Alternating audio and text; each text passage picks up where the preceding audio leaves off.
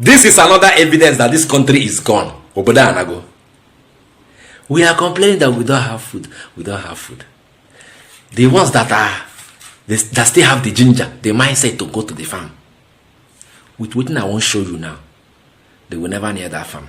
And this hunger, it is not about to end anytime soon because people have taken over this country. And there is nothing you can do about it. I want to show you a video now that has to do with Supreme Court. Give you one judgment that concern one farmer and one Fulani herdsman. Oboda Gola. What I'm telling now is painful.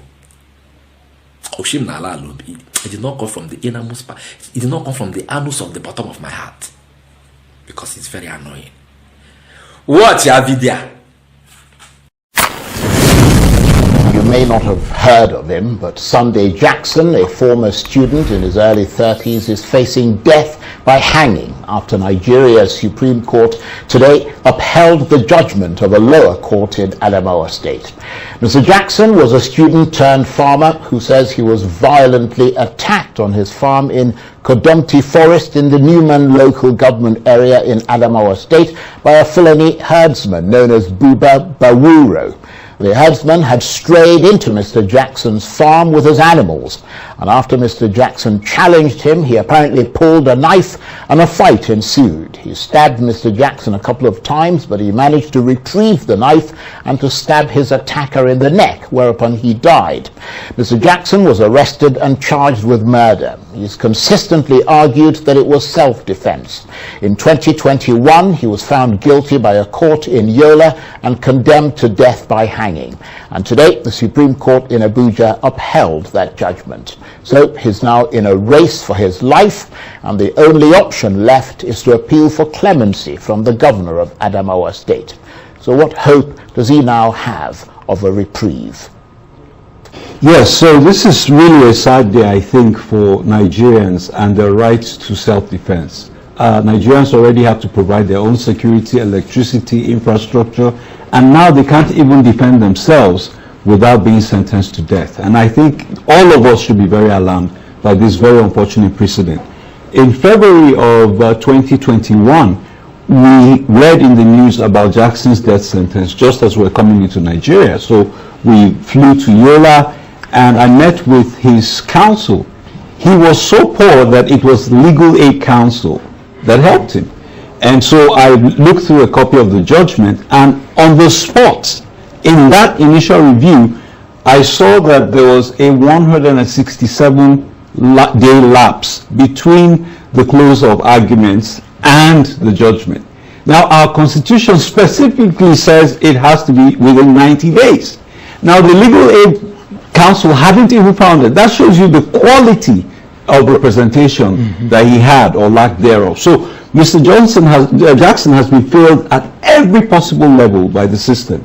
And couldn't you adduce that argument at the Supreme Court? Well, so here's the thing. So I was initially working with the Legal Aid Council to prepare an appeal. I traveled back to the US. When I came back, his counsel had changed.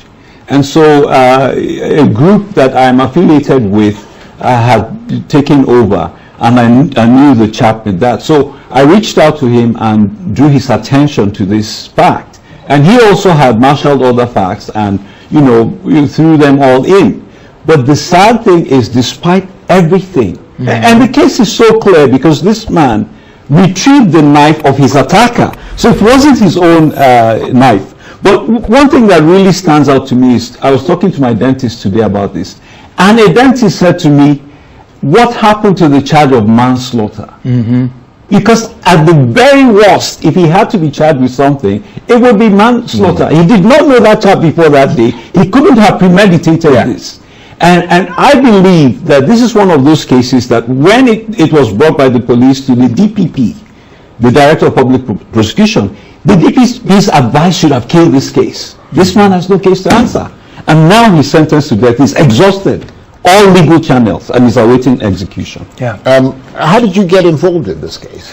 Yeah, well, Barrister Emmanuel and I have been working for a number of years here in Nigeria on human rights issues, and this is a sad day, Charles, for human rights in Nigeria. Sunday Jackson, and I'm not a lawyer, I'm a human rights advocate. Sunday Jackson, by anyone's estimation, is totally innocent. And the issue where this man was out farming, minding his own business, and then the attacker came and a struggle ensued. And of course, this man is going to defend himself. That's why we call it self-defense. And yet today, we were at the Nigerian Supreme Court, and it was very brief. It was only about maybe 2 minutes long. And we just wept at the failure of the Nigerian Supreme Court to say that this man, and they had the opportunity to say this man was totally innocent. We haven't seen all the ins and outs of the decision, but we had the opportunity to meet this humble farmer, this young man who unfortunately his wife abandoned him, had been on death row for 10 years. So Sunday Jackson has now become an international case for human rights. Yes, because You don't see them. Okay. So criminals now have more rights than even those that are not criminals in this country. That is what that Supreme Court judgment is telling you. I did my farm. They cultivate. Make I try see whether my children go see food chop, and by extension produce food for the country. One useless Fulani herdsman carry in cow, in goat, everything enter my farm. One come feast on waiting I plant with my money. I say, Oga, come on for here, come on for here. He say, who I be? Whether I don't know so wait carry enter my farm, my senior citizens of Nigeria. I ask him, who be that? He say, now the cows. I say, okay, today this country they work. Make I show you say, Nigeria they work. Come on for here. The man say, okay, you watch Nigeria they work. Okay, make I tell you say, now we get Nigeria. You come on for here. Fulani herdsman they command who get the farm say make him to come on for him farm. Aye, now so fight they start. The guy bring out dagger. The Fulani head. Did they carry weapon now? He go, he stab for leg, stab for back, stab everywhere. You understand? My guy said, no, this country must work today. This country must. He jike the Fulani herdsman. He collect his own knife. He stab him for neck. He leave him there. That one die. Self-defense. They enter court.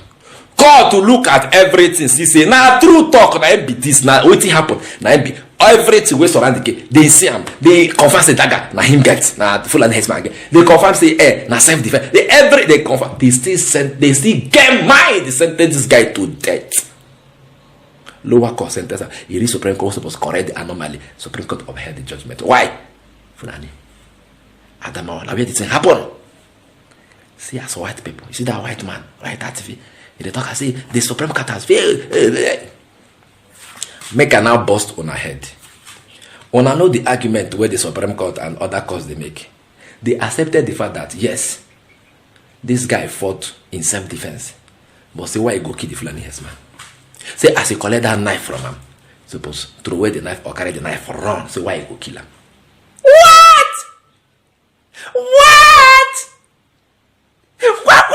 No, you no go happen. Me? See judgment. Okay, number one. Make una consider say na for leg. It's stab for leg. Leg follow for places where that guy, where the Fulani herdsman stab him. Then he go come run with that wound where he get for leg. When we say blood, we don't the gosh, say the guy don't the weak. You don't know whether other people remain for inside bush. Other Fulani men remain for inside bush. Yes, sir. You know, there are so many things surrounding this matter. You say, as he collect the knife, he's supposed to run, leave the Fulani herdsman way in own this agenda not to fire, make it kill him, make it murder him, chop everything within in farm go. Now the agenda what you get, you say make it run, make who collect the knife run. After they don't stab him, one kill him. Who's supposed to even they happy say the man said don't help us to reduce this terrorist by one person. They sentence him to death by whether not by hanging or firing squad. What? Now I got to be this. Now Nigeria be this. Now Nigeria be this. Which embarrassment pass this one? They say we are embarrassing the nation. Well, which embarrassment pass this one now? This particular which embarrassing Nigeria every day. Then tomorrow they come to find who they embarrass Nigeria. We are still coming out from the useless one we Ababio do.